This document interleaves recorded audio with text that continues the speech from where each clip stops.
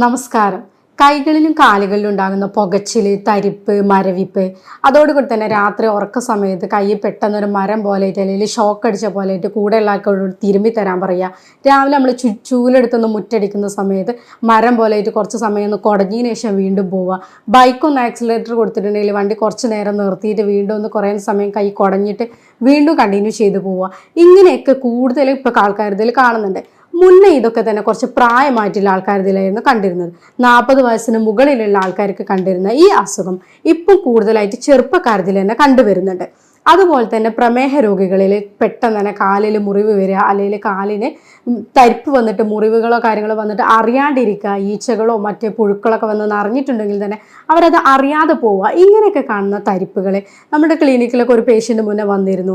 അവരെന്താ വെച്ചാൽ കാലിൽ തന്നെ ഫുള്ള് മുറിവായിട്ട് വേറൊരു ക്ലിനിക്കിൽ കാണിച്ച സമയത്ത് അവരോടത് മുറിവ് വന്നിട്ട് ചെറുവിരലിൽ മുറിച്ച് മാറ്റണം, അല്ലെങ്കിൽ കാൽപാദം വരെ തന്നെ മുറിച്ച് മാറ്റേണ്ടി വരും എന്ന് പറഞ്ഞു. അങ്ങനെയുള്ള ആൾക്കാർക്കൊക്കെ നമ്മൾ കുറച്ച് കാര്യങ്ങളൊക്കെ ചെയ്തു കൊടുത്ത് അവർക്ക് കുറച്ച് ഡെയിലി റൂട്ടീൻസും മെഡിസിനും കാര്യങ്ങളൊക്കെ കൊടുത്ത സമയത്ത് അവർക്ക് നമുക്ക് ഈ രോഗത്തിൽ നിന്ന് തന്നെ അവരെ രക്ഷപ്പെടുത്താൻ പറ്റിയിട്ടുണ്ട്.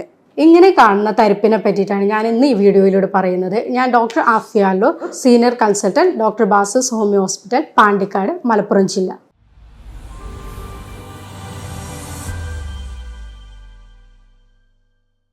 നമ്മുടെ ശരീരത്തിൽ ഒരുപാട് നെർവ്സുകളുണ്ട്. ഈ നാഡികൾക്കൊക്കെ തന്നെ ഉണ്ടാകുന്ന എന്തെങ്കിലും കേടുപാടുകളാണ് നമ്മൾ ന്യൂറോപ്പതി എന്ന് പറഞ്ഞ കണ്ടീഷനായിട്ട് പറയുന്നത്.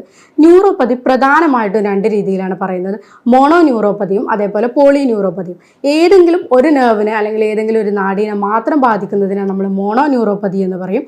അതേപോലെ തന്നെ ശരീരത്തിൻ്റെ ഒരുപാട് ഭാഗങ്ങളിലെ നെർവ്സിനെ അല്ലെങ്കിൽ സങ്കീർണമായി കൊണ്ടുള്ള തന്നെ ഭാഗങ്ങളെ ബാധിക്കുകയാണെങ്കിൽ നമ്മളതിനെ പോളി ന്യൂറോപ്പതി എന്ന് പറയും. നാഡികളെയൊക്കെ തന്നെ ആവരണം ചെയ്തുകൊണ്ട് മൈലിൻ ഷീത്ത്, അതേപോലെ അതിനെ സപ്പോർട്ട് ചെയ്തുകൊണ്ട് ഗ്ലയൽ സെൽസ്, ഇതെല്ലാം ഉണ്ട്. ഈ സെൽസിനൊക്കെ തന്നെ എന്തെങ്കിലും കേടുപാടുകൾ അല്ലെങ്കിൽ ചെറിയ ചെറിയ ഡാമേജുകളൊക്കെ വരുന്ന സമയത്താണ് ന്യൂറോപ്പതി എന്ന കണ്ടീഷനിലേക്ക് ഇത് ലീഡ് ചെയ്യുന്നത്. ഒരു പരിധിവരെ പ്രായമാവുന്ന സമയത്ത് തേയ്മാനങ്ങൾ, വിയർ ആൻഡ് ടിയർ ഒക്കെ സംഭവിക്കുമ്പോൾ എല്ലാ ശരീരകോശങ്ങൾക്കും കേടുപാടുകൾ സംഭവിക്കുന്നത് പോലെ തന്നെ ന്യൂറോണുകൾക്കും അല്ലെങ്കിൽ നാഡികൾക്കും കേടുപാടുകൾ സംഭവിക്കും. ഒരു പരിധിവരെ നമ്മൾ പ്രായമാവുന്ന സമയത്ത് വിയർ ആൻഡ് ടിയർ, തേയ്മാനങ്ങളൊക്കെ സംഭവിക്കുമ്പോൾ ശരീരത്തിലെ എല്ലാ കോശങ്ങൾക്കും കേടുപാടുകൾ സംഭവിക്കും. ഇങ്ങനെ വരുന്ന ഡാമേജുകളൊക്കെ തന്നെ നമ്മൾ ഈ തേയ്മാനത്തിൽ നമ്മൾക്ക് തന്നെ അറിയാലോ, എന്താണ് എല്ലുകൾക്കൊക്കെ തേയ്മാനം വരുന്ന സമയത്ത് ഈ വേദനകൾ അതേപോലെ തരിപ്പുകളൊക്കെ വരും. അത് ശരീരത്തിൻ്റെ എല്ലാ കോശങ്ങളെയും ബാധിക്കും. അതേപോലെ തന്നെ നരമ്പുകളെ ബാധിക്കുമ്പോൾ നമ്മളതിനെ ന്യൂറോപ്പതി എന്ന് പറയും. ഇന്നത്തെ ജീവിതശൈലി രോഗങ്ങളായിക്കൊണ്ടുള്ള പ്രമേഹം, കൊളസ്ട്രോള്, അമിതമായ രക്തസമ്മർദ്ദം, പിന്നെ തൈറോയിഡ് ബുദ്ധിമുട്ടുകൾ, ഇതെല്ലാം തന്നെ നമ്മുടെ ഈ ന്യൂറോപ്പതിയിലേക്ക് ഇപ്പോൾ നയിക്കുന്നുണ്ട്. രക്തത്തിൽ ഗ്ലൂക്കോസിന്റെ അളവ് കൂടുതലാവുന്നതോടുകൂടി തന്നെ ശരീരത്തിന്റെ അഗ്രഭാഗങ്ങളിലേക്കൊക്കെ എത്താൻ ഈ രക്തം ഒരുപാട് ടൈം എടുക്കുകയും അതോടുകൂടി ആ ഭാഗങ്ങളിലേക്കുള്ള ന്യൂട്രിയൻസ്, പോഷകാഹാരങ്ങളൊക്കെ കുറയുന്നതോടുകൂടി അവിടെ നെർവ്സിന് ഡാമേജ് വരും. അതൊക്കെ നമ്മളുടെ ഈ ഒരു ഡയബറ്റിക് ന്യൂറോപ്പതിയിലേക്ക് ലീഡ് ചെയ്യും. ന്യൂറോപ്പതി പറയുന്നത് പ്രധാനമായിട്ടും 4 രീതിയിലാണ്: peripheral neuropathy, autonomic neuropathy, focal neuropathy and cranial neuropathy. Peripheral ന്യൂറോപ്പതിയിൽ എന്താണെന്ന് വെച്ചാൽ നമ്മളൊരു ചൂടുവെള്ളത്തിൽ കൈയിട്ടിട്ടുണ്ടെങ്കിൽ പെട്ടെന്ന് തന്നെ കൈ വലിക്കും അല്ലേ. അതെന്താ വെച്ചാൽ നമ്മൾ ഈ ചെറിയ ഈ കൈയിൻ്റെയൊക്കെ അഗ്രഭാഗങ്ങളിലെ നെർവ്സ് പെട്ടെന്ന് തന്നെ തലച്ചോറിലേക്ക് എത്തി നമ്മളൊരു ചൂടുവെള്ളത്തിലാണ് കൈയിട്ടതെന്ന് പറയുകയും അത് പെട്ടെന്ന് തന്നെ നമ്മൾ കൈ വലിക്കാനുള്ള ഒരു സെൻസേഷൻ കൊടുക്കും. നമ്മൾ കൈ പെട്ടെന്ന് തന്നെ വലിക്കും. പക്ഷേ ഈ അറ്റങ്ങളിലെ നെർവ്സിനൊക്കെ എന്തെങ്കിലും ഡാമേജ് വരുന്നതുകൊണ്ട് നമ്മൾ ചൂടുവെള്ളത്തിലാണ് കൈയിട്ടതെന്നുണ്ടെങ്കിലും അത് അറിയാതെ പോവുകയും കൈ നമ്മൾ അവിടെ തന്നെ വെച്ച് നിൽക്കുന്ന ഒരു അവസ്ഥ വരും. പെരിഫറൽ ന്യൂറോപ്പതിന്റെ പ്രധാനപ്പെട്ട ഒരു കാരണമാണ് ഡയബറ്റിക് ന്യൂറോപ്പതി എന്നത്. ഡയബറ്റിക് ന്യൂറോപ്പതിയിൽ എന്താ സംഭവിക്കുന്നത് വെച്ചാൽ ഗ്ലൂക്കോസിന്റെ കണ്ടന്റ് ഓൾറെഡി രക്തത്തിൽ കൂടുതലാണ്. ഈ ഗ്ലൂക്കോസിന്റെ കണ്ടന്റ് നമ്മളുടെ രക്തക്കുഴലുകളെയും അതേപോലെ തന്നെ നാഡികളെയും ഒരുപോലെ തന്നെ ബാധിക്കും. പ്രമേഹത്തിൽ മൈക്രോവാസ്കുലർ ഡിസീസ് ആണ് പ്രമേഹത്തിന് മെയിനായിട്ട് പറയുന്നത്. എന്താ വെച്ചാൽ ചെറിയ രക്തക്കുഴലുകളെയാണ് അത് കൂടുതലായിട്ടും ബാധിക്കുന്നത്. അങ്ങനെ ബാധിക്കുന്നതോടുകൂടി തന്നെ രക്തക്കുഴലുകളിൽ നിന്ന് ചെറിയ രക്തക്കുഴലുകൾ നാഡികളിലേക്ക് തന്നെ എത്തിക്കുന്ന രക്തം കുറയുകയും നാഡികളെ അത് ബാധിക്കുകയും അതോടുകൂടി തന്നെ ന്യൂറോപ്പതിയിലേക്ക് എത്തുകയും ചെയ്യുന്നു. പ്രമേഹ രോഗികളിൽ ആദ്യം ഒരു ഇക്കിളിപ്പെടുത്തുന്ന പോലെ അല്ലെങ്കിൽ ടിംഗ്ലിംഗ് സെൻസേഷൻ എന്ന് പറയും. അത് പിന്നീട് അത് ചെറിയ രീതിയിലുള്ള ഇടയ്ക്കിടയ്ക്ക് വിട്ടുവരുന്ന ഒരു തരിപ്പിലേക്ക് പോകും. പിന്നീട് അത് ഇടയ്ക്കിടയ്ക്ക് ഒരു വേദനയായിട്ട് മാറും. പിന്നീട് അത് ക്രമേണ സ്ഥിരമായിട്ടുള്ള തരിപ്പിലേക്കും വേദനയിലേക്കും എത്തും. അതിന് 4ാമത്തെ സ്റ്റേജ് എന്ന് പറഞ്ഞുകൊണ്ട് തരിപ്പ് വിട്ട് ഒന്നും അറിയാത്തൊരു രീതിയിലേക്ക് എത്തും. ഈ ഒരു സമയത്താണ് കാലിലൊക്കെ മുറിവുകൾ വന്നാലും അവർ അറിയാതെ പോകുന്നതും, അത് പിന്നീട് മുറിവുകൾ കൂടിയിട്ട് പഴുത്ത് നിൽക്കുന്ന രീതിയിലേക്ക്, അല്ലെങ്കിൽ കാല് തന്നെ ഒരു വിരൽ മുറിച്ച് മാറ്റേണ്ടി വരിക, അല്ലെങ്കിൽ കാൽപാദം തന്നെ മുറിച്ച് മാറ്റേണ്ടി വരിക, മുട്ട് വരെ മുറിച്ച് മാറ്റേണ്ടി വരിക, ഇങ്ങനെയൊക്കെ നമ്മൾ കേൾക്കാറുണ്ട്. പക്ഷേ ഇതൊക്കെ നമുക്ക് മുന്നേ തന്നെ ചികിത്സിക്കുകയാണെങ്കിൽ, അല്ലെങ്കിൽ തരിപ്പിൻ്റെ തുടക്കത്തിലേ ചികിത്സിക്കുകയാണെങ്കിൽ നമുക്ക് ഈ രീതിയിലേക്കൊന്നും ഒരിക്കലും ഇത് എത്തൂല.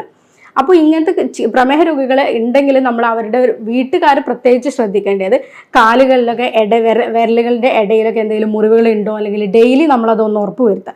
പാദരക്ഷ നിർബന്ധമായിട്ടും നമ്മൾ ധരിക്കുക. അതുപോലെ തന്നെ ചെരുപ്പുകൾ മുന്നേ കവർ ചെയ്ത് ചെരുപ്പുകൾ തന്നെ ധരിക്കാൻ വേണ്ടിയിട്ട് ശ്രദ്ധിക്കുക.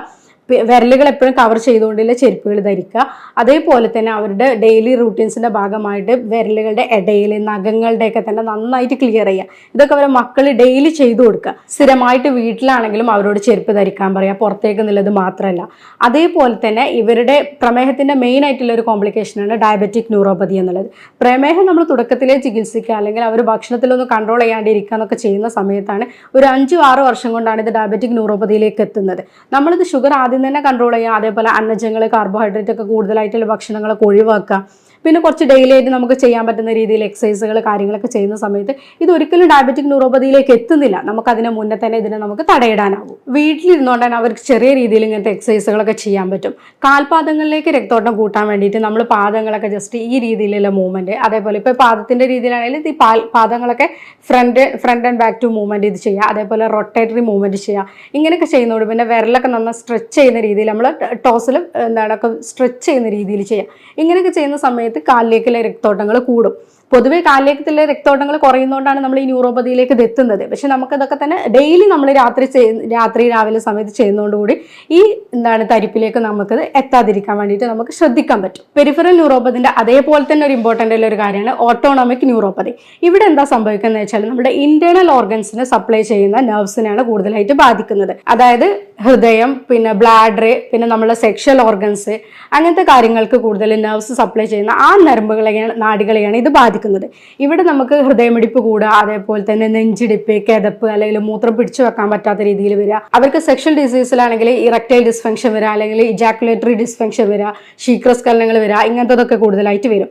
ബ്ലാഡറിന്റെ കേസിലാണെങ്കിൽ മൂത്രം പിടിച്ചു വെക്കാൻ പറ്റാത്ത രീതിയിൽ വരിക, അല്ലെങ്കിൽ മൂത്രം പോവാതെ നിൽക്കുക. ബവലിന്റെ കേസിലാണെന്നുണ്ടെങ്കിൽ ചില ആൾക്കാർക്ക് മലബന്ധമായിട്ടായിരിക്കും പ്രസന്റ് ചെയ്യുക, ചില ആൾക്കാർക്ക് കൂടുതലായിട്ട് എപ്പോഴും വയറ്റിന്ന് പോകണമെന്നില്ലെങ്കിൽ ഡയറിയ എന്നുള്ള രീതിയിലേക്കും പ്രസന്റ് ചെയ്യാം. ഇങ്ങനെ ഓട്ടോണോമിക് ന്യൂറോപ്പതിയും നമ്മുടെ പ്രമേഹ രോഗികളിൽ കാണാറുണ്ട്. അടുത്തതായിട്ട് വരുന്ന ഒരു കണ്ടീഷനാണ് ഫോക്കൽ ന്യൂറോപ്പതി. ഇവിടെ എന്താണെന്ന് വെച്ചാൽ ഏതെങ്കിലും ഒരു നാഡികളെ മാത്രമാണ് ബാധിക്കുന്നത്. പ്രധാനമായിട്ടും നമ്മൾ കാണുന്നത് കയ്യിലേക്കുള്ള ഏതെങ്കിലും ഒരു നരമ്പുകളെ മാത്രം ബാധിക്കുക. നമ്മളുടെ എപ്പോഴും കൂടുതലായിട്ട് പേഷ്യൻസ് പറയാറുണ്ട്, ചൂല് കുറച്ച് സമയത്ത് പിടിക്കുന്ന സമയത്ത്, അല്ലെങ്കിൽ കീബോർഡ് സ്ഥിരമായിട്ട് ഉപയോഗിക്കുമ്പോൾ, ഇങ്ങനത്തെ ആൾക്കാർ, അല്ലെങ്കിൽ പാക്കിംഗ് ജോലി കൂടുതലായിട്ട് ചെയ്യുന്നത്, ഒരേ വർക്ക് കണ്ടിന്യൂസ് ആയിട്ട് ചെയ്യുന്ന ആൾക്കാർക്ക് കാർപ്പൽ ടണൽ സിൻഡ്രോം എന്നൊരു കണ്ടീഷൻ കാണാറുണ്ട്. ഇതിലെന്താണെന്ന് വെച്ചാൽ മീഡിയൻ നെർവിനാണ് കംപ്രഷൻ വരുന്നത്. നമ്മളുടെ ഈ റിസ്റ്റിന്റെ ഭാഗത്ത് ഒരു കാർപ്പൽ ടണൽ എന്നൊരു പറഞ്ഞൊരു ഇതുണ്ട്. ആ ലെയറിന്റെ ഉള്ളിലൂടെ പോകുന്ന ഒരു മീഡിയൻ നെർവുണ്ട്. മീഡിയൻ നെർവിന് എന്തെങ്കിലും രീതിയിൽ ഇൻഫ്ലമേഷൻ വരിക, അല്ലെങ്കിൽ നീർക്കെട്ട് വരിക എന്നൊക്കെ ചെയ്യുന്ന സമയത്ത് മീഡിയൻ നെർവ് ഈ കാർപ്പൽ ടണലിന്റെ ഉള്ളിലൂടെ പോയിട്ട് നെരുങ്ങിപ്പോവും.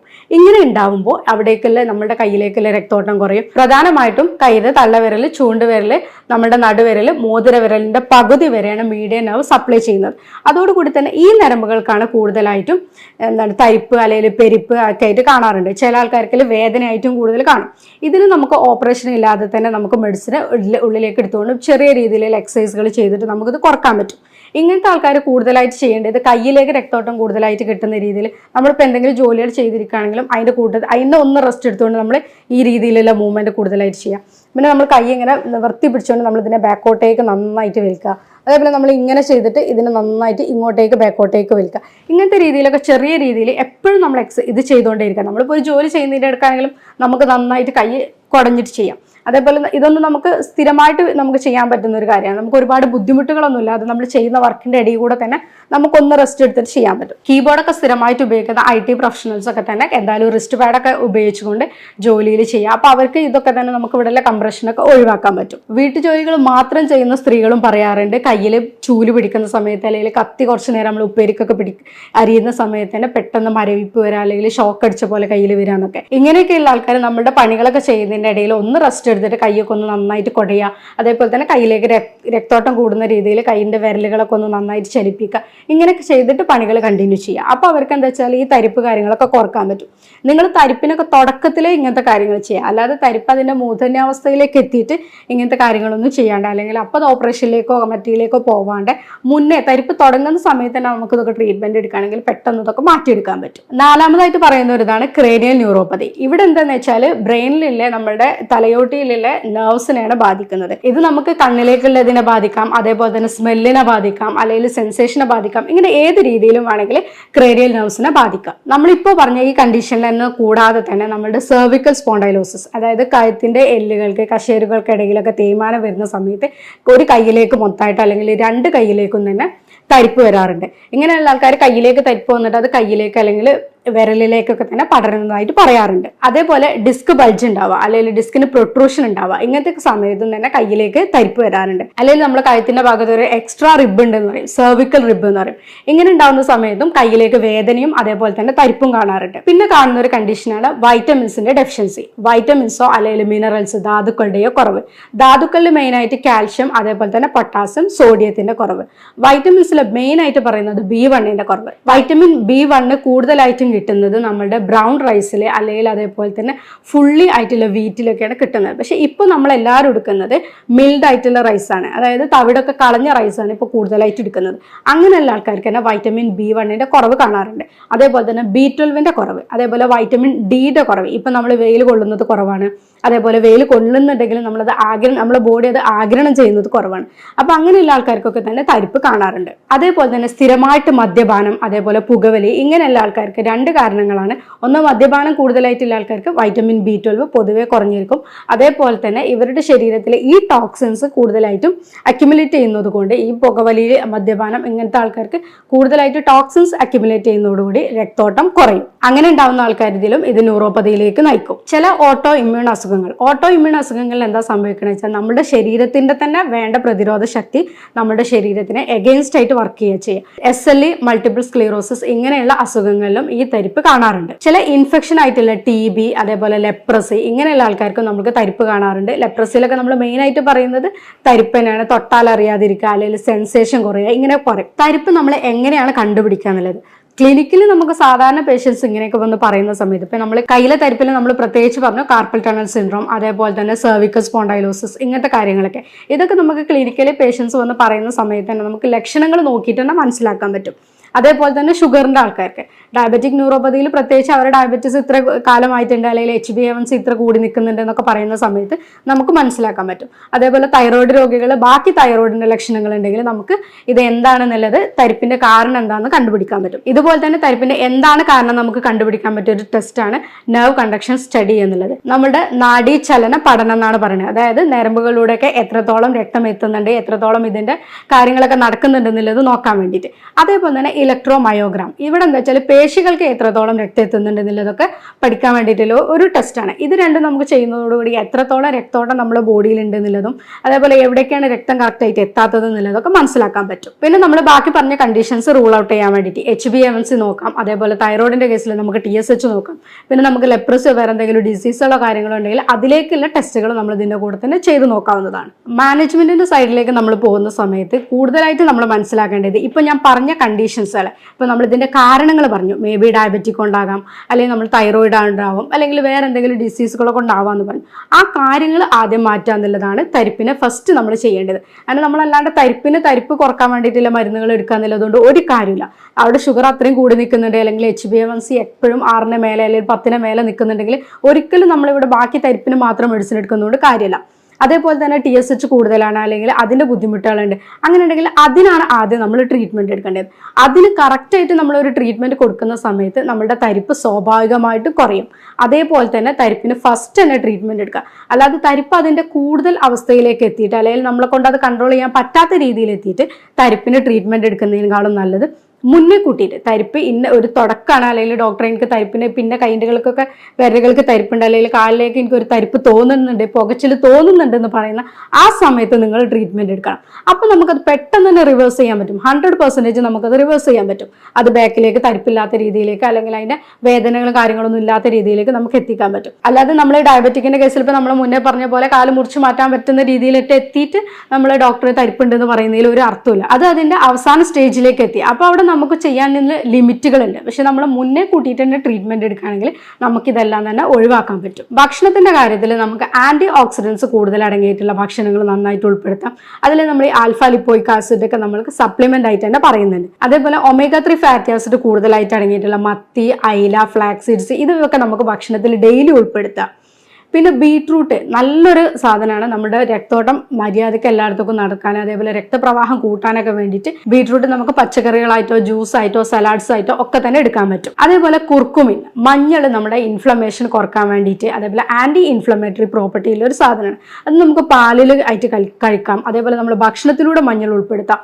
എങ്ങനെയൊക്കെ നമുക്ക് ഉൾപ്പെടുത്താൻ പറ്റുമോ ഇതൊക്കെ നമ്മൾ ഈ തരിപ്പുകൾക്കൊക്കെ ഉള്ള ആൾക്കാർക്ക് കൂടുതലായിട്ട് എടുക്കുന്നത് നല്ലതാണ്. വൈറ്റമിൻ B1 കേസിൽ ഞാൻ പറഞ്ഞു തവിട് കളയാത്ത റൈസിലാണ് വൈറ്റമിൻ B1 നന്നായിട്ടുള്ളത്. പക്ഷെ നമ്മൾ എടുക്കുന്നത് തവിട് കളഞ്ഞ അരിയാണ്. അപ്പൊ അതോടുകൂടി തന്നെ നമുക്കത് കിട്ടുന്നത് കുറവാണ്. അതുപോലെ മുട്ടയുടെ മഞ്ഞ ഇതൊക്കെ തന്നെ കൂടുതലായിട്ട് ഉൾപ്പെടുത്താം. വൈറ്റമിൻ B12 കേസിലാണെങ്കിൽ കൂടുതലായിട്ട് വെജിറ്റേറിയൻസിനാണ് ഈ ഒരു അഭാവം കാണിക്കാറുള്ളത്. നോൺ വെജിറ്റേറിയൻസിന്റെ കേസിൽ നമ്മൾ ഇറച്ചി, മുട്ട, മീൻ അങ്ങനത്തെ എടുക്കുമ്പോൾ നമുക്കിത് കിട്ടും. വെജിറ്റേറിയൻസിന്റെ കേസിൽ ഇവരിത് സപ്ലിമെന്റ് ആയിട്ട് തന്നെ എടുക്കാൻ നോക്കുക. കാരണം അത് വെജിറ്റേറിയൻസിന് പൊതുവെ ഇതിന്റെ അഭാവങ്ങൾ എപ്പോഴും കാണിക്കാറുണ്ട്. സിങ്ക് കണ്ടന്റ് കൂടുതലായിട്ട് അടങ്ങിയ മീൻ, അതേപോലെ ഷെൽഫിഷുകൾ ഇങ്ങനത്തെ കാര്യങ്ങളൊക്കെ നമുക്ക് നന്നായിട്ട് എടുക്കാം. ഇലക്കറികളൊക്കെ നമുക്ക് എടുത്തിട്ടുണ്ടെങ്കിൽ നമുക്ക് ഈ തരിപ്പെന്നൊക്കെ നമുക്ക് രക്ഷപ്പെടാൻ പറ്റും. അതേപോലെ അത് അതിനെ കൂടാതെ നമുക്ക് നോക്കാൻ പറ്റും. നമ്മളിപ്പോൾ എടുക്കേണ്ട ഭക്ഷണങ്ങളൊക്കെ പറഞ്ഞു. തരിപ്പെന്ന് നമുക്ക് മുക്തി നേടാൻ, അല്ലെങ്കിൽ തരിപ്പ് നമ്മൾ കൂടുതലായിട്ട് ഉണ്ടാവാതിരിക്കാൻ വേണ്ടിയിട്ട് ഇന്ന ഭക്ഷണങ്ങളൊക്കെ എടുക്കണം എന്ന് പറഞ്ഞു. അതേപോലെ തന്നെ നമ്മൾ കുറച്ച് ഭക്ഷണങ്ങൾ നമ്മൾ ഒഴിവാക്കും കൂടി വേണം. പ്രമേഹ രോഗികളോട് നമ്മൾ അന്നജം ഒഴിവാക്കുക എന്ന് പറയുമ്പോൾ അവരെന്ത് ചെയ്യും? ചോറ് മാത്രമാണല്ലോ നമ്മളൊരു സ്റ്റേപ്പിൾ ഫുഡായിട്ട് പറയുന്നത്. അപ്പോൾ ഒരു ചോറ് ഒഴിവാക്കിക്കൊണ്ട് ബാക്കി ചപ്പാത്തി അല്ലെങ്കിൽ ബാക്കി മൈദന്റെ ബാക്കി പ്രോഡക്ട്സ് ഒക്കെ ഉപയോഗിക്കും. അങ്ങനെയുള്ള ആൾക്കാർക്ക് നമ്മൾ പ്രത്യേകിച്ച് പറയുക ചോറിൽ മാത്രമല്ല ചപ്പാത്തി ഒക്കെ ആണെങ്കിലും അന്നജം കൂടുതലാണ്. അപ്പോൾ നമ്മൾ അവർ ഭക്ഷണത്തിന് ഒരു 4 പോർഷനായിട്ട് തന്നെ പറയുന്നുണ്ട്. ഒരു ഭാഗം ചോറാണെങ്കിൽ ബാക്കി കുറച്ച് വെജിറ്റബിൾസ്, ഫ്രൂട്ട്സ്, പിന്നെ വാട്ടർ എന്നുള്ള രീതിയിൽ.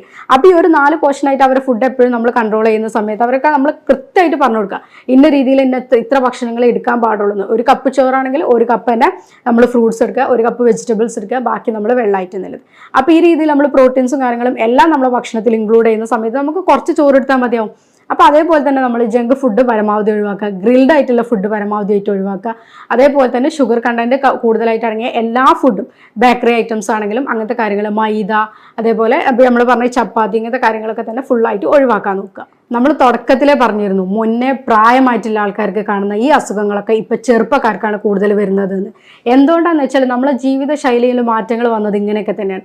മുന്നേ ആൾക്കാർ എടുത്തിരുന്ന ഈ പച്ചക്കറികളും പഴങ്ങളും കാര്യങ്ങളും എല്ലാം എടുത്തിട്ട് അവർ ചോറെടുത്തിരുന്നു. പക്ഷെ ഇപ്പോഴത്തെ ഈ ചെറുപ്പക്കാർ കൂടുതലായിട്ട് എടുക്കുന്നത് നമ്മൾ അടങ്ങിയിരുന്ന ഒരു പണികളെ ചെയ്യുന്നുള്ളൂ. നമ്മുടെ ലൈഫ് സ്റ്റൈൽ ഡിസീസിൽ മെയിനായിട്ട് പറയുന്നതാണ് നമ്മൾ സെഡൻഡറി ഹാബിറ്റ്സ് ആണ്. നമ്മൾ എവിടെയാണോ ഒരു ഭാഗത്ത് ഇരുന്ന് അവിടെ തന്നെ ഇരുന്ന്, ഇപ്പോൾ കീബോർഡ് ആണെങ്കിൽ കീബോർഡ്, കമ്പ്യൂട്ടർ പ്രൊഫഷൻ ആണെങ്കിൽ അവരങ്ങനെ, ഇപ്പോൾ ബാക്കി എല്ലാ ജോലികൾ ചെയ്യുന്നു. ഇപ്പോൾ സ്ത്രീകൾ വീട്ടിൽ നിന്ന് ഒരു കാര്യങ്ങൾ ചെയ്യുകയാണെങ്കിലും അവർ അനങ്ങാതെ ഇരുന്ന കാര്യങ്ങൾ മാത്രമേ ചെയ്യുന്നുള്ളൂ. പക്ഷെ പണ്ടുള്ള ആൾക്കാർ അങ്ങനെ ആയിരുന്നില്ല. അവർ കഴിക്കുന്ന ഭക്ഷണത്തിന് അവർ അതിനനുസരിച്ചിട്ടുള്ള പണികളും കൂടി എടുത്തിരുന്നു.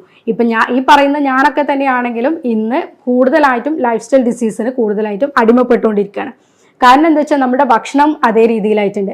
നമ്മൾ ഒരുപാട് അന്നജങ്ങൾ എടുക്കുന്നു, പക്ഷെ നമ്മൾ എടുക്കുന്ന ഫ്രൂട്ട്സിൻ്റെ അളവ് കുറവാണ്, വെള്ളത്തിൻ്റെ അളവ് കുറവാണ്, നമ്മൾ ചെയ്യുന്ന വർക്കുകൾ കുറവാണ്. നമ്മൾ ഇരുന്ന് ഒരുപാട് ജോലികൾ ചെയ്യുന്നുണ്ടെങ്കിൽ, നമ്മളെല്ലാവരും വർക്ക് ചെയ്യുന്ന ആൾക്കാരാണെങ്കിലും നമ്മൾ ഫിസിക്കൽ ചെയ്യുന്ന ജോലികൾ കുറവാണ്, അല്ലെങ്കിൽ നമ്മൾ ബോഡി അനങ്ങിക്കൊണ്ട് ചെയ്യുന്ന ജോലികൾ കുറവാണ്, എക്സസൈസുകൾ കുറവാണ്. ഇതൊക്കെ തന്നെ നമ്മളുടെ ഒരു അടുത്ത ജനറേഷനെ ഇതിലും അധികം തരിപ്പിലേക്കും അല്ലെങ്കിൽ കൈക്കാലുകൾ കടച്ചിൽ, പുകച്ചിൽ ഇതിലേക്കൊക്കെ നയിക്കും. ഷുഗർ രോഗികൾ, അതേപോലെ തന്നെ പ്രഷർ കൂടുതലുള്ള ആൾക്കാർ, ഇതൊക്കെ ഇന്ന് നമ്മുടെ സമൂഹത്തിൽ കൂടി വരികയാണ്.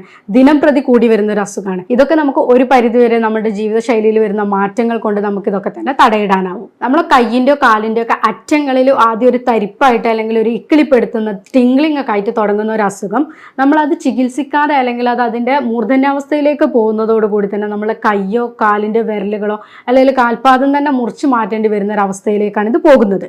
ഞാനിപ്പോൾ ഈ വീഡിയോയിൽ പറഞ്ഞ രീതിയിലുള്ള തരിപ്പോ പുകച്ചിലോ മരവിപ്പോ ഒക്കെ നിങ്ങളോ അല്ലെങ്കിൽ നിങ്ങളുടെ സുഹൃത്തുക്കളെയോ ബാധിച്ചിരിക്കാം. അങ്ങനെയുണ്ടെങ്കിൽ നിങ്ങൾ ഇതിലൊരു എക്സ്പേർട്ട് ഡോക്ടറെ തന്നെ ഒപ്പീനിയൻ എടുത്തിട്ട് ചികിത്സ നേടുക എന്നുള്ളതാണ് നിങ്ങളിതിൽ ചെയ്യേണ്ടത്. അതേപോലെ തന്നെ ഞാനിപ്പോൾ ഈ പറഞ്ഞ രീതിയിൽ എന്തെങ്കിലും നിങ്ങൾക്ക് ഈ വീഡിയോയിൽ നിങ്ങൾക്ക് അതേപോലെ ഇതിൻ്റെ ട്രീറ്റ്മെൻറ്റിലോ എന്തെങ്കിലും സംശയങ്ങളോ കാര്യങ്ങളോ ഉണ്ടെങ്കിൽ താഴെ കൊടുത്തിരിക്കുന്ന നമ്പറിൽ നിങ്ങൾക്ക് കോൺടാക്ട് ചെയ്യാവുന്നതാണ്. അതുപോലെ തന്നെ മറ്റൊരു ഹെൽത്ത് റിലേറ്റഡ് ടോപ്പിക്കായിട്ട് നമുക്ക് വീണ്ടും കാണാം. താങ്ക്